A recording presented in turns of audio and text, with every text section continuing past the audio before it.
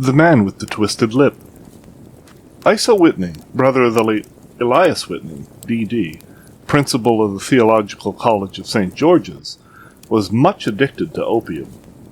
The habit grew upon him, as I understand, from some foolish freak when he was at college, for having read De Quincey's description of his dreams and sensations, he had drenched his tobacco with laudanum in an attempt to produce the same effects.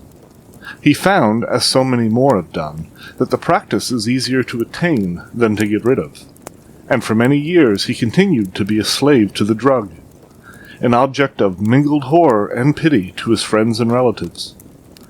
I can see him now, with yellow, pasty face, drooping lids, and pinpoint pupils, all huddled in a chair, the wreck and ruin of a noble man.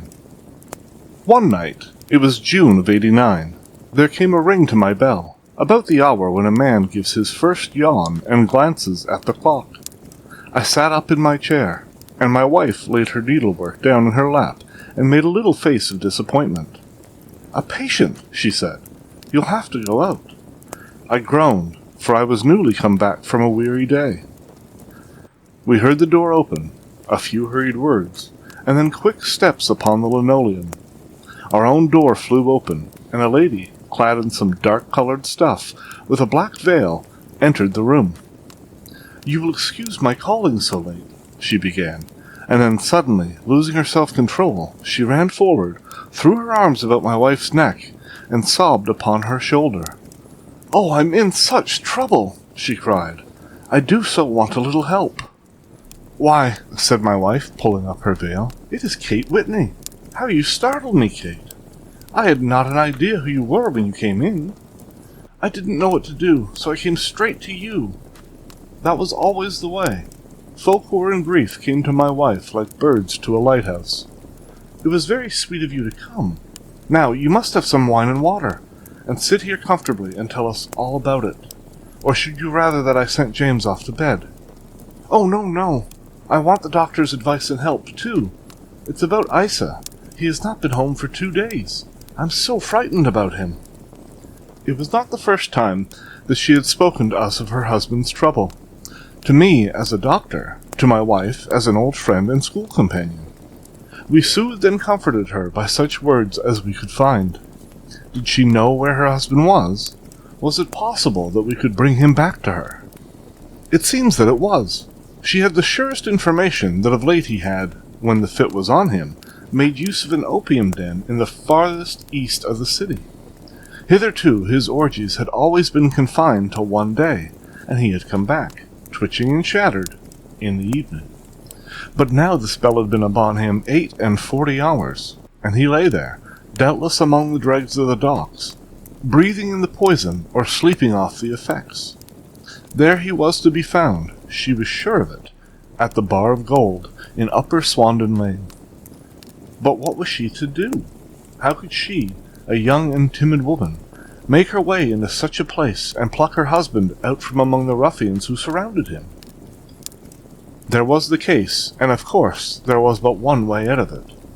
Might I not escort her to this place? And then, as a second thought, why should she come at all? I was Isa Whitney's medical adviser, and as such I had influence over him. I could manage it better if I were alone. I promised her on my word that I would send him home in a cab within 2 hours if he were indeed at the address which she had given me. And so in 10 minutes I had left my armchair and cheery sitting-room behind me, and was speeding eastward in a hansom on a strange errand, as it seemed to me at the time, though the future only could show how strange it was to be. But there was no great difficulty in the first stage of my adventure. Upper Swandam Lane is a vile alley lurking behind the high wharves which line the north side of the river to the east of London Bridge. Between a slop shop and a gin shop, approached by a steep flight of steps leading down to a black gap like the mouth of a cave, I found the den of which I was in search. Ordering my cab to wait, I passed down the steps, worn hollow in the center by the ceaseless tread of drunken feet, and by the light of a flickering oil lamp above the door, I found the latch and made my way into a long, low room, thick and heavy with the brown opium smoke, and terraced with wooden berths, like the forecastle of an emigrant ship. Through the gloom one could dimly catch a glimpse of bodies lying in strange, fantastic poses. Bowed shoulders, bent knees, heads thrown back and chins pointing upward, with here and there a dark, lackluster eye turned upon the newcomer. Out of the black shadows there glimmered little red circles of light, now bright, now faint, as the burning poison waxed or waned in the bowls of the metal pipes. The most lay silent, but some muttered to themselves, and others talked together in a strange, low, monotonous voice, their conversation coming in gushes, and then suddenly tailing off into silence, each mumbling out his own thoughts and paying little heed to the words of his neighbor. At the farther end was a small brazier of burning charcoal, beside which, on a three-legged wooden stool, there sat a tall, thin old man, with his jaw resting upon his two fists, and his elbows upon his knees, staring into the fire. As I entered, a sallow Malay attendant had hurried up with a pipe for me and a supply of the drug, beckoning me to an empty berth. "Thank you, I have not come to stay," said I. "There's a friend of mine here, Mr. Isa Whitney, and I wish to speak to him." There was a movement and an exclamation from my right, and peering through the gloom, I saw Whitney, pale, haggard, and unkempt, staring out at me. "My God, it's Watson!" said he. He was in a pitiable state of reaction, with every nerve in a twitter. "I say, Watson, what o'clock is it?" "Nearly 11. "Of what day?" "Of Friday, June 19th. "Good heavens! I thought it was Wednesday." "It is Wednesday. What do you want to frighten a chap for?" He sank his face into his arms and began to sob in a high treble key. "I tell you that it is Friday, man. Your wife has been waiting this 2 days for you. You should be ashamed of yourself." "So I am. But you've got mixed, Watson, for I've only been here a few hours. 3 pipes, 4 pipes, I forget how many. But I'll go home with you. I wouldn't frighten Kate. Poor little Kate. Give me your hand. Have you a cab?" "Yes, I have one waiting." "Then I shall go in it, but I must owe something. Find what I owe, Watson. I am all off color. I can do nothing for myself." I walked down the narrow passage between the double row of sleepers, holding my breath to keep out the vile, stupefying fumes of the drug, and looking about for the manager. As I passed the tall man who sat by the brazier, I felt a sudden pluck at my skirt, and a low voice whispered, "Walk past me, then look back at me." The words fell quite distinctly upon my ear. I glanced down. They could only have come from the old man at my side. And yet he sat now as absorbed as ever, very thin, very wrinkled, bent with age, an opium pipe dangling down from between his knees, as though it had dropped in sheer lassitude from his fingers. I took 2 steps toward and looked back. It took all my self-control to prevent me from breaking out into a cry of astonishment. He had turned his back that none could see him but I. His form had filled out. His wrinkles were gone. The dull eyes had regained their fire. And there, sitting by the fire, and grinning at my surprise, was none other than Sherlock Holmes. He made a slight motion to me to approach him, and instantly, as he turned his face half round to the company once more, subsided into a doddering, loose-lipped senility. "Holmes," I whispered, "what on earth are you doing in this den?" "As low as you can," he answered. "I have excellent ears. If you would have the great kindness to get rid of that Scottish friend of yours, I should be exceedingly glad to have a little talk with you. I have a cab outside." "Then pray send him home in it. You may safely trust him, for he appears to be too limp to get into any mischief. I should recommend you also to send a note by the cabman to your wife to say that you have thrown in your lot with me. If you will wait outside, I shall be with you in 5 minutes." It was difficult to refuse any of Sherlock Holmes's requests, for they were always so exceedingly definite, and put forward with such a quiet air of mastery. I felt, however, that when Whitney was once confined in the cab, my mission was practically accomplished, and for the rest, I could not wish anything better than to be associated with my friend in one of those singular adventures which were the normal condition of his existence. In a few minutes I had written my note, paid Whitney's bill, led him out to the cab, and seen him driven through the darkness. In a very short time a decrepit figure had emerged from the opium den, and I was walking down the street with Sherlock Holmes. For 2 streets he shuffled along with a bent back and an uncertain foot. Then, glancing quickly around, he straightened himself out and burst into a hearty fit of laughter. "I suppose, Watson," he said, "that you imagine that I have added opium smoking to cocaine injections, and all the other little weaknesses on which you have favored me with your medical views. I was certainly surprised to find you here, but not more so than I to find you. I came for a friend, and I to find an enemy." "An enemy?" "Yes, one of my natural enemies, or, shall I say, my natural prey. Briefly, Watson, I am in the midst of a very remarkable inquiry, and I have hoped to find a clue in the incoherent ramblings of these sots, as I have done before now. Had I been recognized in that den, my life would not have been worth an hour's purchase, for I've used it before now for my own purposes, and the rascally Lascar who runs it has sworn to have vengeance upon me. There's a trap door at the back of that building, near the corner of Paul's Wharf, which could tell some strange tales of what had passed through it upon the moonless nights." "What? You do not mean bodies?" "Aye, bodies, Watson. We should be rich men if we had 1,000 pounds for every poor devil who has been done to death in that den. It is the vilest murder trap on the whole riverside, and I fear that Neville St. Clair has entered it never to leave it more. But our trap should be here." He put his 2 forefingers between his teeth and whistled shrilly, a signal which was answered by a similar whistle from the distance, followed shortly by the rattle of wheels and the clink of horses' hooves. "Now, Watson," said Holmes, as the tall cart dashed up through the gloom, throwing out 2 golden tunnels of yellow light from its side lanterns. "You'll come with me, won't you?" "If I can be of use." "Oh, a trusty comrade is always of use, and a chronicler still more so. My room at the Cedars is a double-bedded one." "The Cedars?" "Yes, that is Miss St. Clair's house. I'm staying there while I conduct the inquiry." "Where is it, then?" "Near Lee, in Kent. We have a 7-mile drive before us." "But I'm all in the dark." "Of course you are. You'll know all about it presently. Jump up here." "All right, John. We shall not need you. Here's half a crown. Look out for me tomorrow about 11. Give her head. So long, then." He flicked the horse with his whip, and we dashed away through the endless succession of sombre and deserted streets, which widened gradually until we were flying across a broad, balustraded bridge, with the murky river flowing sluggishly beneath us. Beyond lay another dull wilderness of bricks and mortar, its silence broken only by the heavy, regular footfall of the policemen, or the songs and shouts of some belated party of revellers. A dull rack was drifting slowly across the sky, and a star or 2 twinkled dimly here and there through the rifts of the clouds. Holmes drove in silence, with his head sunk upon his breast, and the air of a man who is lost in thought, while I sat beside him, curious to learn what this new quest might be which seemed to tax his powers so sorely, and yet afraid to break it upon the current of his thoughts.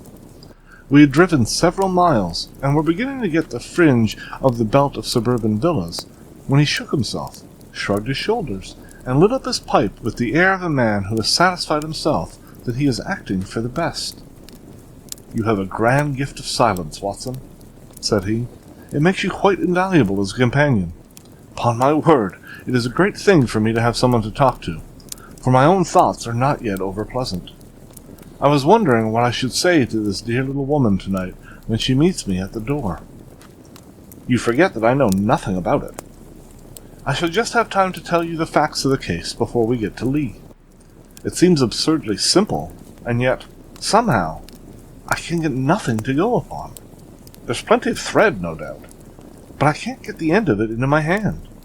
Now, I'll state the case clearly and concisely to you, Watson, and maybe you can see a spark where all is dark to me." "Proceed, then."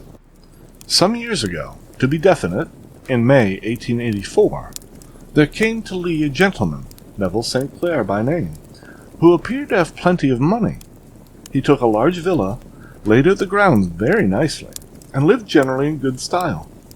By degrees he made friends in the neighborhood, and in 1887 he married the daughter of a local brewer, by whom he now has 2 children. He had no occupation, but was interested in several companies, and went to the town as a rule in the morning, returning by the 5:14 from Cannon Street every night. Mr. St. Clair is now 37 years of age, is a man of temperate habits, a good husband, a very affectionate father, and a man who is popular with all who know him. I may add that his whole debts at the present moment, as far as we've been able to ascertain, amount to £88 10 shillings, while he has £220 standing to his credit in the Capital and Counties Bank. There's no reason, therefore, to think that money troubles have been weighing upon his mind. Last Monday, Mr. Neville St. Clair went into town rather earlier than usual, remarking before he started that he had 2 important commissions to perform, and that he would bring his little boy home a box of bricks. Now, by the merest chance, his wife received a telegram upon the same Monday, very shortly after his departure, to the effect that a small parcel of considerable value which she had been expecting was waiting for her at the offices of Aberdeen Shipping Company. Now, if you are well up in your London, you will know that the office of the company is in Fresno Street, which branches out of Upper Swandon Lane, where you found me tonight.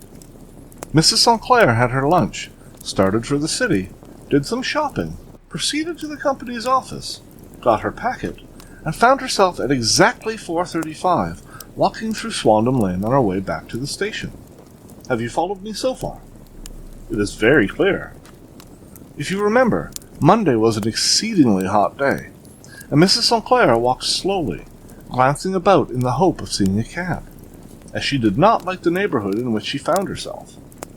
While she was walking in this way down Swandam Lane, she suddenly heard an ejaculation or cry, and was struck cold to see her husband looking down at her, and, as it seemed to her, beckoning at her from a second-floor window.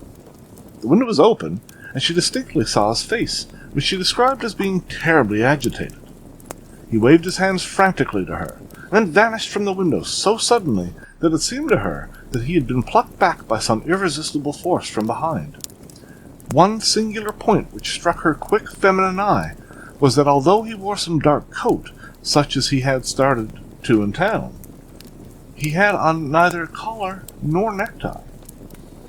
Convinced that something was amiss with him, she rushed down the steps, for the house was none other than the opium den in which you found me tonight, and running through the front room, she attempted to ascend the stairs which led to the first floor.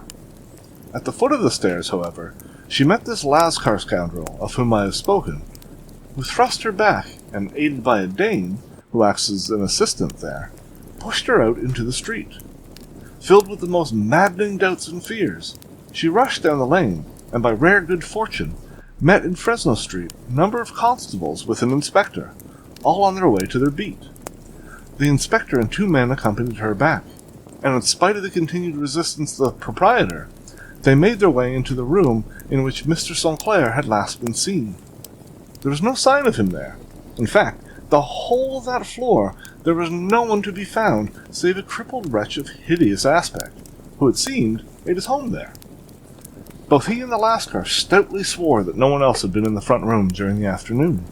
So determined was their denial that the inspector was staggered, and had almost come to believe that Mrs. St. Clair had been deluded, when with a cry she sprang at a small deal box which lay upon the table and tore the lid from it. Out there fell a cascade of children's bricks. It was the toy which she had promised to bring home. This discovery, and the evident confusion which the cripple showed, made the inspector realize that the matter was serious. The rooms were carefully examined, and results all pointed to an abominable crime. The front room was plainly furnished as a sitting room, and led into a small bedroom, which looked out upon the back of one of the wharves. Between the wharf and the bedroom window is a narrow strip, which is dry at low tide, but is covered at high tide with at least 4.5 feet of water. The bedroom window was a broad one, and opened from below. On examination, traces of blood were to be seen upon the windowsill, and several scattered drops were visible upon the wooden floor of the bedroom. Thrust away behind the curtain in the front room were all the clothes of Mr. Neville St. Clair, with the exception of his coat. His boots, his socks, his hat, and his watch, all were there. There were no signs of violence upon any of these garments, and there was no other traces of Mr. Neville St. Clair. Out of the window he must apparently have gone, for no other exit could be discovered, and the ominous bloodstains upon the sill gave little promise that he could save himself by swimming, for the tide was at its very highest at the moment of the tragedy. And now, as to the villains who seemed to be immediately implicated in the matter. The Lascar was known to be a man of the vilest antecedents, but, by Miss St. Clair's story, he was known to have been at the foot of the stair within a very few seconds of her husband's appearance at the window. He could hardly have been more than an accessory to the crime. His defense was one of absolute ignorance, and he protested that he had no knowledge as to the doings of Hugh Boone, his lodger, and that he could not account in any way for the presence of the missing gentleman's clothes. So much for the Lascar manager. Now, for the sinister cripple who lives upon the second floor of the opium den, and who was certainly the last human being whose eyes rested upon Neville St. Clair. His name is Hugh Boone, and his hideous face is one which is familiar to every man who goes much to the city. He's a professional beggar, though in order to avoid the police regulations, he pretends to a small trade in wax vestas. Some little distance down Threadneedle Street, upon the left-hand side, there is, as you may have remarked, a small angle in the wall. Here it is that this creature takes his daily seat, cross-legged with his tiny stock of matches on his lap. And as he is a piteous spectacle, a small rain of charity descends upon the greasy leather cap which he lies upon the pavement beside him. I have watched the fellow more than once before ever I thought of making his professional acquaintance, and I have been surprised at the harvest which he has reaped in a short time. His appearance, you see, is so remarkable that no one can pass him without observing him. A shock of orange hair, a pale face disfigured by a horrible scar, which, by its contraction, has turned up the outer edge of his upper lip, a bulldog chin, and a pair of very penetrating dark eyes, which present a singular contrast to the colour of his hair. All mark him out from amid the common crowd of Americans, and so too does his wit, for he is ever ready with a reply to any piece of chaff which may be thrown at him by the passer-by. This is the man whom we now learn to have been the lodger at the opium den, and to have been the last man to see the gentleman of whom we are in quest. But a cripple, said I. What could he have done single-handed against a man in the prime of his life? He is a cripple in the sense that he walks with a limp, but in other respects he appears to be a powerful and well-nurtured man. Surely your medical experience would tell you, Watson, that weakness in one limb is often compensated by exceptional strength in the others. Pray continue your narrative. Mrs. St. Clair had fainted at the sight of the blood upon the window, and she was escorted home in a cab by the police, as her presence could be of no help to them in their investigations. Inspector Barton, who had charge of the case, made a very careful examination of the premises, but without finding anything which threw any light upon the matter. One mistake had been made in not arresting Boone instantly, as he was allowed some few minutes during which he might have communicated with his friend the Lascar, but this fault was soon remedied, and he was seized and searched, without anything being found which could incriminate him. There were, it is true, some bloodstains upon his right shirt-sleeve, but he pointed to his ring finger, which had been cut near the nail, and explained that the bleeding came from there, adding that he had been to the window not long before, and that the stains which had been observed there can doubtless come from the same source. He denied strenuously having ever seen Mr. Neville St. Clair, and swore that the presence of the clothes in his room was as much a mystery to him as the police. As to Mrs. St. Clair's assertion that she had actually seen her husband in the window, he declared that she must have been either mad or dreaming. He was removed, loudly protesting, to the police station, while the inspector remained upon the premise in the hopes that the ebbing tide might afford some fresh clue. And it did, though they hardly found upon the mud-bank what they had feared to find. It was Neville St. Clair's coat, and not Neville St. Clair, which lay uncovered as the tide receded. And what do you think they found in the pockets? I cannot imagine. No, I don't think you would guess. Every pocket stuffed with pennies and halfpennies. 421 pennies and 270 halfpennies. It was no wonder that it had not been swept away by the tide. But a human body is a different matter. There is a fierce eddy between the wharf and the house. It seemed likely that the weighted coat had remained when the stripped body had been sucked away into the river. But I understand that all other clothes were found in the room. Would the body be dressed in a coat alone? No, sir, but the facts might be met speciously enough. Suppose that this man Boone had thrust Neville Sinclair through the window. There's no human eye which could have seen the deed. What would he do then? It would, of course, instantly strike him that he must get rid of the telltale garments. He would seize the coat, then, and be in the act of throwing it out, when it would occur to him that it would swim and not sink. He has little time, for he has heard the scuffle downstairs when the wife tried to force her way up, and perhaps he had already heard from his Lascar confederate that the police are hurrying up the street. There is not an instant to be lost. He rushes to some secret hoard, where he has accumulated the fruits of his beggary, and he stuffs all the coins upon which he lays his hands into the pockets to make sure the coat's sinking. He throws it out, and would have done the same with the other garments, had not he heard the rush of steps below, and only just had time to close the window when the police appeared. It certainly sounds feasible. Well, we will take it as a working hypothesis for want of a better.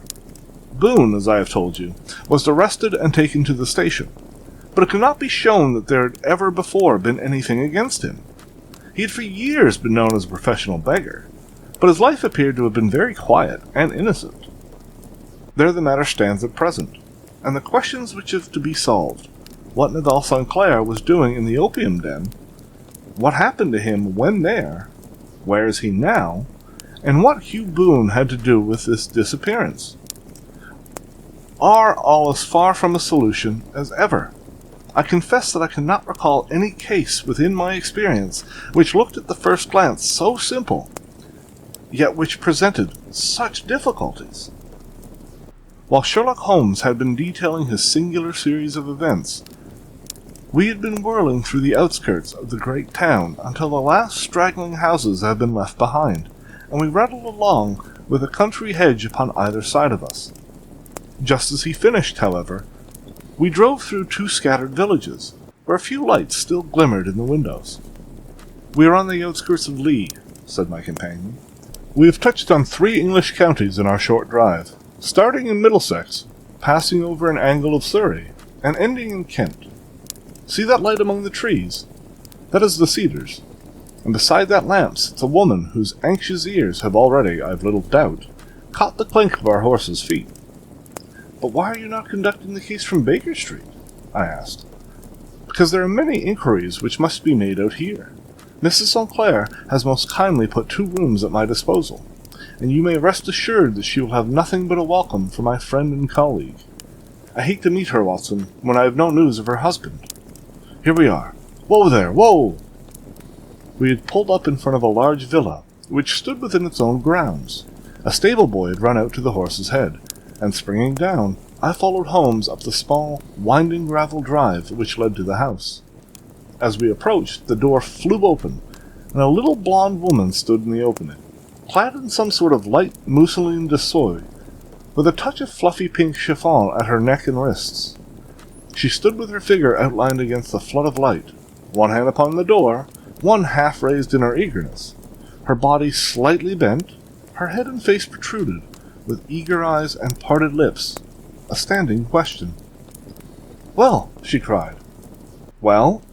And then, seeing that there were 2 of us, she gave a cry of hope, which sank into a groan as she saw that my companion shook his head and shrugged his shoulders. "No good news?" "None." "No bad?" "No." "Thank God for that. But come in. You must be weary, for you've had a long day. This is my friend, Dr. Watson. He has been of most vital use to me in several of my cases, and a lucky chance has made it possible for me to bring him out and associate with him this investigation." "I'm delighted to see you," said she, pressing my hand warmly.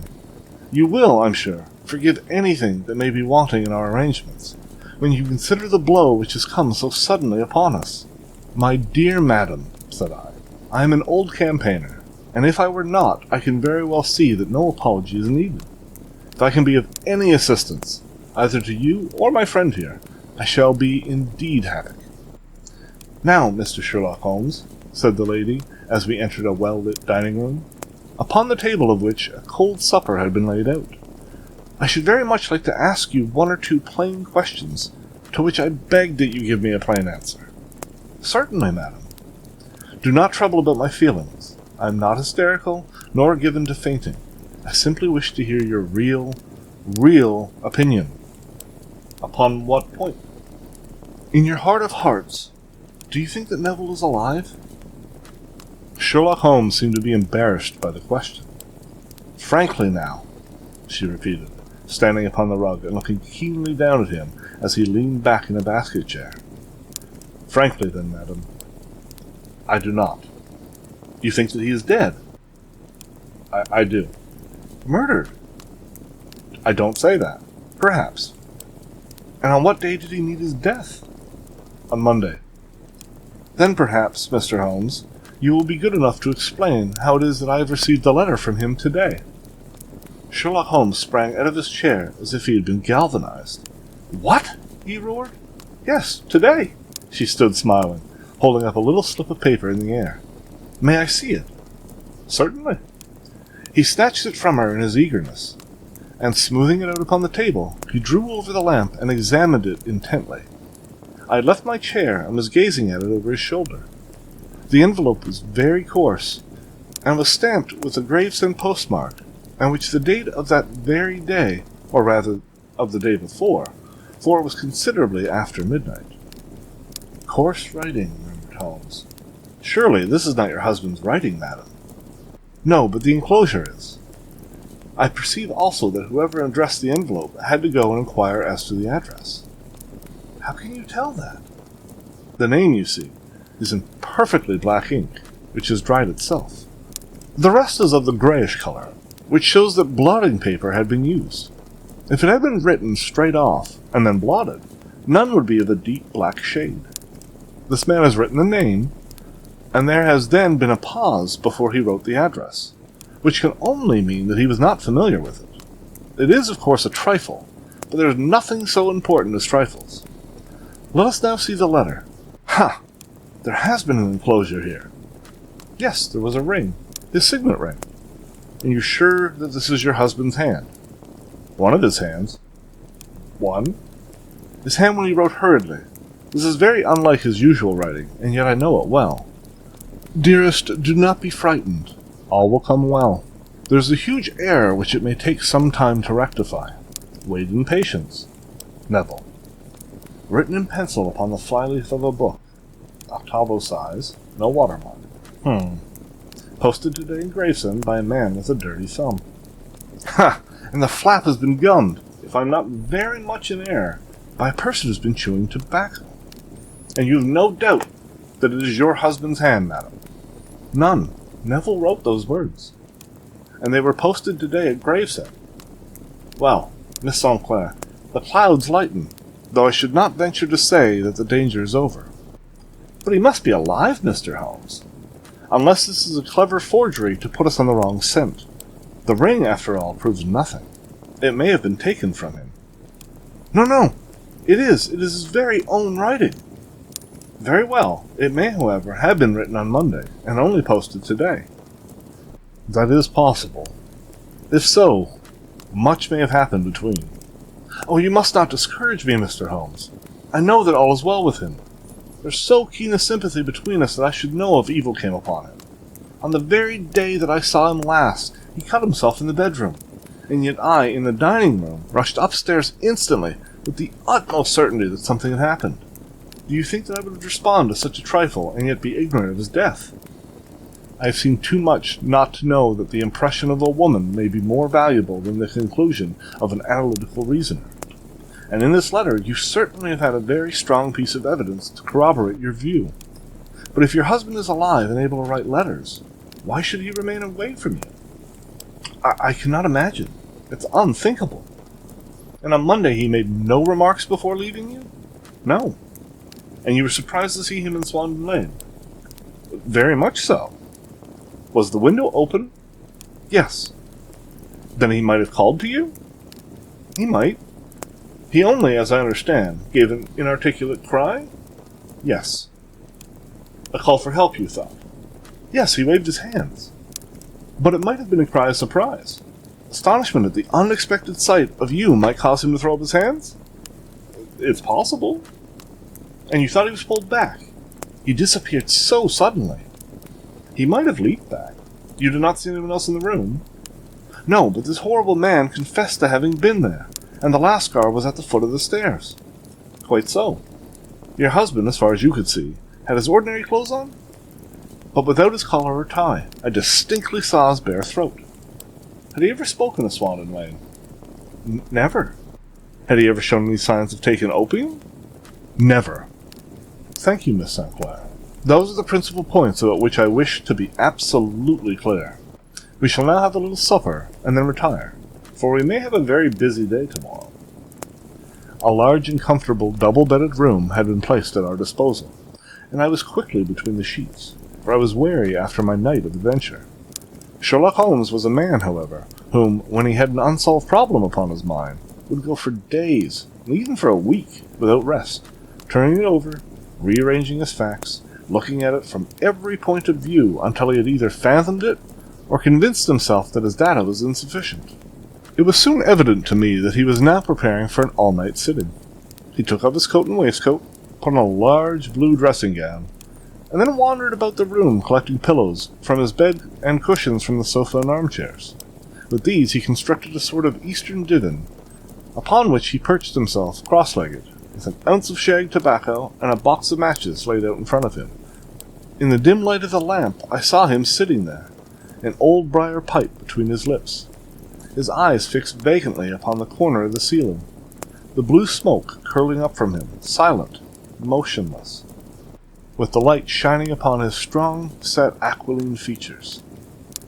So he sat as I dropped off to sleep.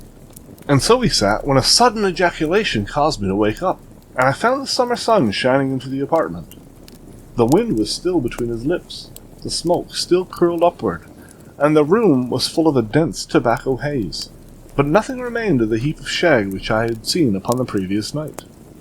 "Awake, Watson?" he asked. "Yes. Game for a morning drive?" "Certainly." "Then dress. No one is stirring yet, but I know where the stable boy sleeps, and we shall soon have the trap out."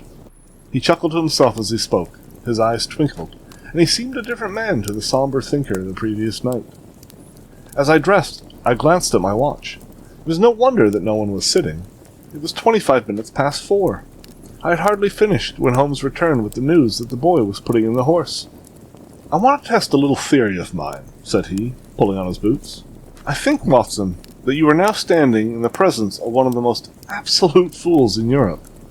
I deserve to be kicked from here to Charing Cross, but I think I have the key of the affair now." "And where is it?" I asked, smiling. "In the bathroom," he answered. "Oh, yes, I'm not joking," he continued, seeing my look of incredulity. "I've just been there, and I've taken it out, and I've got it in this Gladstone bag. Come on, my boy, and we shall see whether it will fit the lock or not."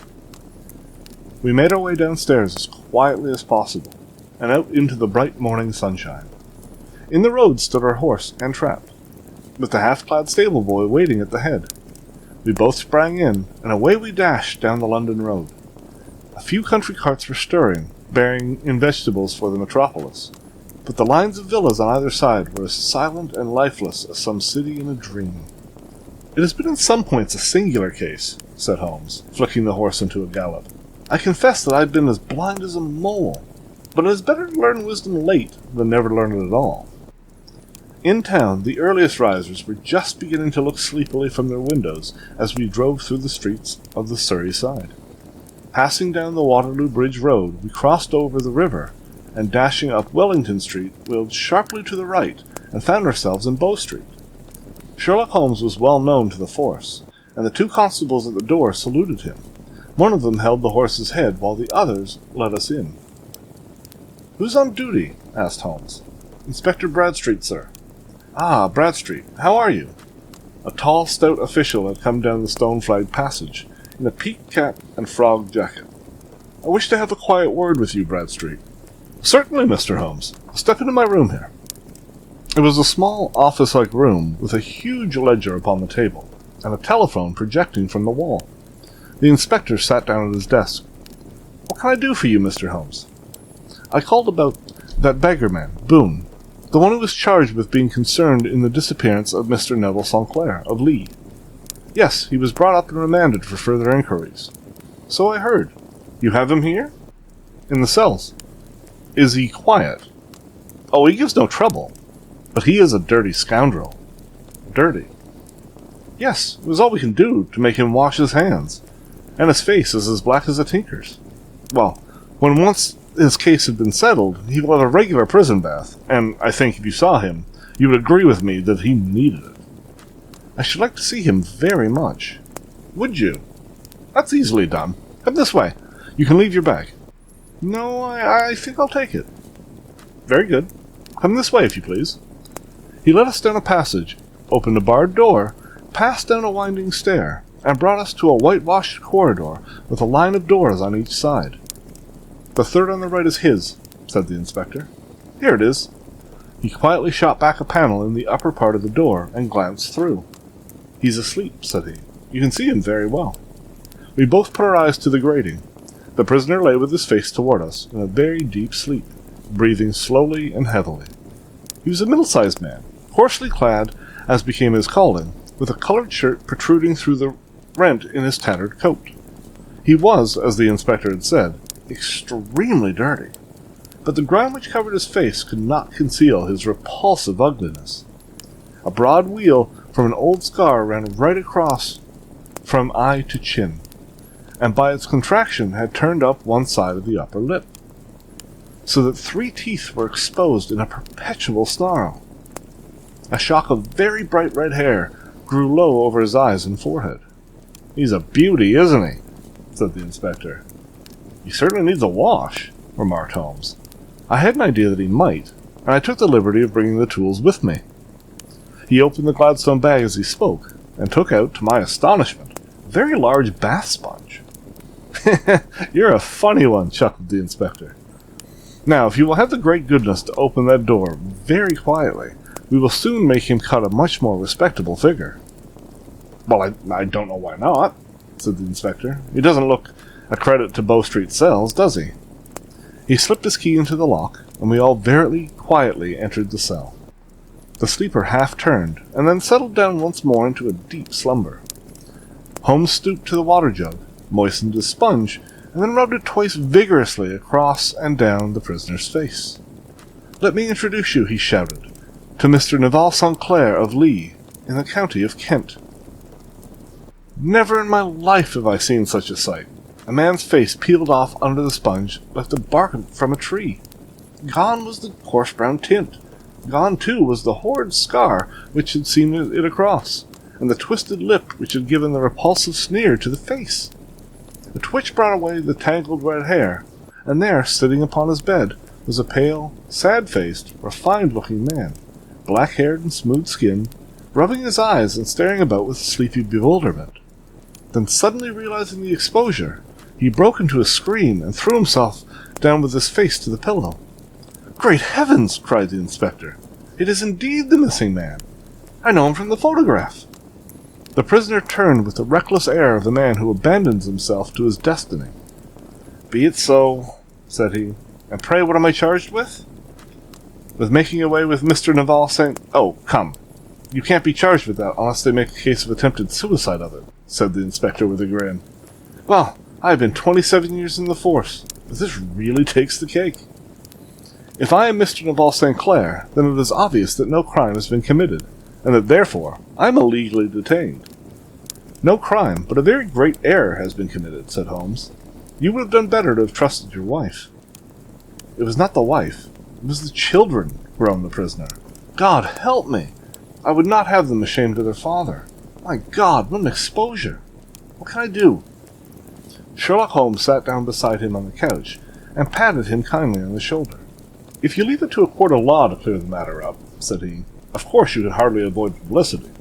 On the other hand, if you convince the police authorities that there is no possible case against you, I do not know that there is any reason that the details should find their way into the papers. Inspector Bradstreet would, I'm sure, make notes upon anything which you might tell us and submit to the proper authorities. The case would then never go to court at all." "God bless you!" cried the prisoner passionately. "I would have endured imprisonment, even execution, rather than have left my miserable secret as a family blot to my children. You are the first who have ever heard my story. My father was a schoolmaster in Chesterfield, where I received an excellent education. I travelled in my youth to the stage, and finally became a reporter on an evening paper in London. One day my editor wished to have a series of articles upon begging in the metropolis, and I volunteered to supply them. There was the point from which all my adventures started. It was only by trying begging as an amateur that I could get the facts upon which to base my articles. When an actor I had, of course, learned all the secrets of making up, and had been famous in the green room for my skill. I took advantage now of my attainments. I painted my face, and to make myself as pitiable as possible, I made a good scar and fixed one side of my lip in a twist by the aid of a small slip of flesh-colored plaster. Then with a red head of hair, and an appropriate dress, I took my station in the business part of the city, ostensibly as a match seller, but really as a beggar. For 7 hours I plied my trade, and when I returned home in the evening, I found to my surprise that I'd received no less than 26 shillings. I wrote my articles and thought little more of the matter until sometime later. I backed a bill for a friend and had served upon me for £25. I was at my wit's end where to get the money, but a sudden idea came to me. I begged a fortnight's grace from the creditor, asked for a holiday from my employers, and spent the time begging in the city under my disguise. In 10 days I had the money, and I paid the debt. Well, you can imagine how hard it was to settle down to arduous work at £2 a week, when I knew that I could earn as much in a day by smearing my face with a little paint, laying my cap on the ground, and sitting still. It was a long fight between my pride and the money, but the dollars won at last, and I threw up reporting, and sat day after day in the corner which I had first chosen, inspiring pity by my ghastly face, and filling my pockets with coppers. Only one man knew my secret. He was the keeper of a low den which I used to lodge in Swandon Lane, where I could every morning emerge as a squalid beggar, and in the evenings transform myself into a well-dressed man about the town. This fellow, a Lascar, was well paid by me for his rooms, so that I knew that my secret was safe in his possession. Well, very soon I found that I was saving considerable sums of money. I do not mean that any beggar in the streets of London could earn £700 a year, which is less than my average takings, but I had exceptional advantages in my power of making up, and also in a facility of repartee, which improved by practice and made me quite a recognized character in the city. A day stream of pennies, varied by silver, poured in upon me, and it was a very bad day in which I failed to take £2. As I grew richer, I grew more ambitious, took a house in the country, and eventually married, without anyone having a suspicion as to my real occupation. My dear wife knew that I had business in the city. She little knew what. Last Monday I had finished for the day, and was dressing in my room above the opium den, when I looked out my window, and saw to my horror and astonishment that my wife was standing in the street, with her eyes fixed full upon me. I gave a cry of surprise, threw up my arms to cover my face, and rushing to my confidant, the Lascar, entreated them to prevent anyone from coming up to me. I heard her voice downstairs, but I knew that she could not ascend. Swiftly I threw off my clothes, pulled on those of a beggar, and put my pigments and wig. Even a wife's eyes could not pierce so complete a disguise. But then it occurred to me that there might be a search in the room, and that the clothes might betray me. I threw open the window, reopening by my violence a small cut which I had inflicted upon myself in the bedroom that morning. Then I seized my coat, which was weighed by the coppers which I had just transferred to it from the leather bag in which I carried my takings. I hurled it out of the window, and it disappeared into the Thames. The other clothes would have followed, but at that moment there was a rush of constables up the stair, and a few minutes after I found, rather I confess to my relief, that instead of being identified as Mr. Neville St. Clair, I was arrested as his murderer. I do not know that there is anything else for me to explain. I was determined to preserve my disguise as long as possible, and hence my preference for a dirty face. Knowing that my wife would be terribly anxious, I slipped off my ring and confided it to the Lascar at a moment when no constables was watching me, together with a hurried scrawl, telling her that she had no cause to fear. "That note only reached her yesterday," said Holmes. "Good God, what a week she must have spent!" "The police have watched this Lascar," said Inspector Bradstreet, "and I can quite understand that he might find it difficult to post a letter unobserved. Probably he handed it to some sailor customer of his, who forgot all about it for some days." "That was it," said Holmes, nodding approvingly. "I've no doubt of it. But have you ever been prosecuted for begging?" Many times, but what was the fine to me? It must stop here, however, said Bradstreet. If the police are to hush this thing up, there must be no more of Hugh Boone. I've sworn it by the most solemn oaths which a man can take. In that case, I think that it is probable that no further steps may be taken. But if you are found again, then all must come out. I'm sure, Mr. Holmes, that we are very much indebted to you for having cleared the matter up. I wish I knew how you reached your results. I reached this one, said my friend, by sitting upon 5 pillows and consuming an ounce of shag. I think, Walton, that if we drive to Baker Street, we shall just be in time for breakfast.